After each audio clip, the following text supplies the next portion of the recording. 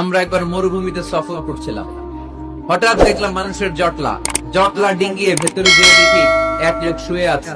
উনি বললেন, কি হয়েছে? সবাই বলল, আমাদের নেতা সাপ কামড় দিয়েছে, বিষে এমন নীলাভ হয়েছে যে মনে হয় মারা যাবে। তো উনি যে দেখলেন লোকেরা মন্ত্র করে ফু দিচ্ছে, সুমন্ত সু কালীপুত্তার গুল। তোমরা কি কোন রুকিয়া ঝাড়ফুঁক জানো? উনি বললেন, জানি। তাহলে আসো একটু ঝাড়ফুঁক করো। উনি বলল, শর্ত আছে, আমাদেরকে ছাগল দিতে হবে, এক পাল ছাগল। আর সবাই বলল, আমাদের নেতা, এর যদি কিছু হয়ে যায় আমরা নেতৃত্ব শূন্য হয়ে যাব, ছাগল লাগুক আর ওট লাগুক, তুমি আসো। বাড়ি বাড়ি যে ছাগল এনে, ছাগল রেডি। সাইয়েদনা আবু সাঈদ আল খুদরি রাদিয়াল্লাহু তাআলা আনহু পড়তে আরম্ভ করলেন, আলহামদুলিল্লাহি রাব্বিল আলামিন। উনি এটা পড়ে ফু দিলেন। ফু দিতে দেরি, মুহূর্তের মধ্যে সোয়া লোকটা বসে গিয়েছে। আবার ফু দিতে, এবার দাঁড়ায় গেছে। আরেকবার ফু দিতে, হাঁটতে শুরু করছে, একেবারে সুস্থ।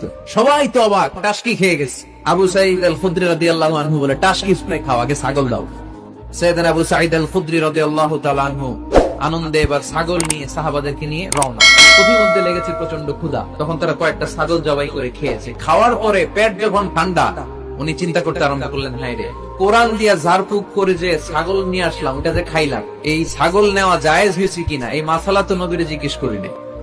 মদিনায় যেই আল্লাহ রাসূল সাল্লাল্লাহু আলাইহি ওয়াসাল্লামের দরবারে যে জিজ্ঞেস করলেন, ইয়া রাসূলুল্লাহ, এমন এমন ঘটনা, ঝাড়ফুঁক করে আমরা ছাগলের নিই, এটা কি জায়েজ হয়েছে?